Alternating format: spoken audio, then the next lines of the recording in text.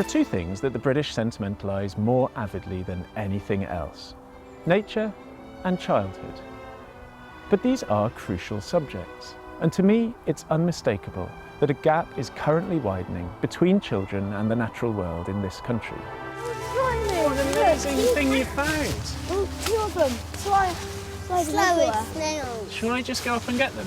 I could. 3 years ago, I read a paper in the journal Science, and its findings startled me. It was about children's everyday knowledge of nature in this country. And what the researchers discovered is that children aged 8 to 11 were substantially better at identifying common Pokemon species than they were at identifying common species of British wildlife. For weasel, read Weedle. For wren, read Wigglytuff. For badger, read Bulbasaur. Any conkers under your feet? I have about 1,000 conkers. You have about 1,000, well that's good. British children now spend on average less time outdoors each day than prisoners. They're climbing walls, not trees, under an hour outside. Screen time has soared, and screen time is mostly inside time. Poverty, postcode, ethnicity, risk perception, these all affect children's experience of nature. But they all, in my opinion, need it. Shall we run, everyone? Come on then, let's go, let's go, let's go. Run along the gravel path. When I first read the Pokemon paper, as I've come to think of it, my response was twofold: an anxiety at what was being lost, and a wish, a powerful wish, to do something hopeful in response. And out of that came The Lost Words, a spell book, which the artist Jackie Morris and I worked on for 2 years. At its heart was a very simple idea. We'd take 20 names for 20 common creatures and plants in the British landscape. And then, by a kind of magical thinking, by the power of spells that might be spoken and images that were painted, we would try and summon back those creatures and those trees and those plants into the mouths and the mind's eyes of children. There it is, eh? Mm-hmm. Did it? Well, I was thinking, in a way, it was and still is a very simple thing that we were trying to do, which was just to take 20 names for 20 very common 20 quite plants. simple words like Simple wren, words: wren, raven. bluebell, conker, otter, acorn. Your eyes, when you're in a bluebell wood, it's almost like the light comes up from the ground and it fills up your eyes.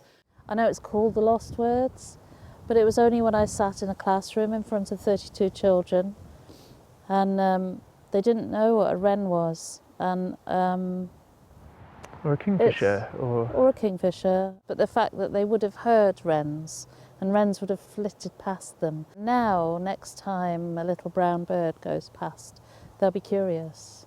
When wren whirs from stone to furze, the world around her slows. For wren is quick, so quick she blurs the air through which she flows. Yes, rapid wren is needle, rapid wren is pin, and wren's song is sharp song. Briar song, thorn song, and wren's flight is dart flight, flick flight, light flight, yes. Each wren etches, stitches, switches, glitches. Yes, now you think you see wren, now you know you don't. It's not just children who are forgetting these things. A Wildlife Trust survey from earlier this year found that 1/3 of British adults couldn't identify a barn owl, 3/4 didn't know an ash tree, and 2/3 felt that they'd lost touch with nature. Yes, a basic literacy of the living world is slipping from us, up and down the ages.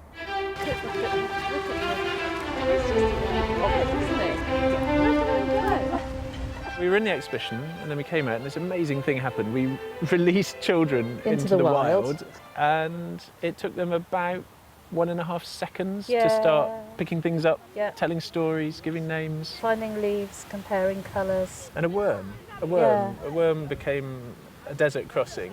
Yeah. This incredible creature machine. And when you said, how does it move, what was it he said? It will point itself into its body. It points into itself. Into itself. It was amazing, and that's exactly it. What we saw was this unbelievable ability that children have in seconds to... They're wondernauts, right? They're naturals for nature. You put them in a wood, in a tree, in a field, and they tell stories, they find, they seek, they hide, they gather. Okay, guys, we've got a raven here. Come and see. Has anyone ever seen a raven? Yeah. They eat eggs, and they eat sheep's eyes as well. How do they get the sheep's eyes? Well, it's not a very nice story. They pick the eyes out of sheep that are ill or sheep that are caught in snowdrifts. They eat other birds' eggs. They're absolute pirates. Why does it matter, though? Why do names matter? Why does being able to tell the difference between a starling and a blackbird, or between a cherry tree and a hawthorn tree matter? It matters because we're losing nature as well as the names for nature in this country. We've got more than 50% of species in decline. Many of them common. We've got starlings going, skylarks going, we've got newts going, hedgehogs going. And names, good names, well used, help us see, and they help us care. We find it hard to love what we cannot give a name to, and what we do not love, we will not save.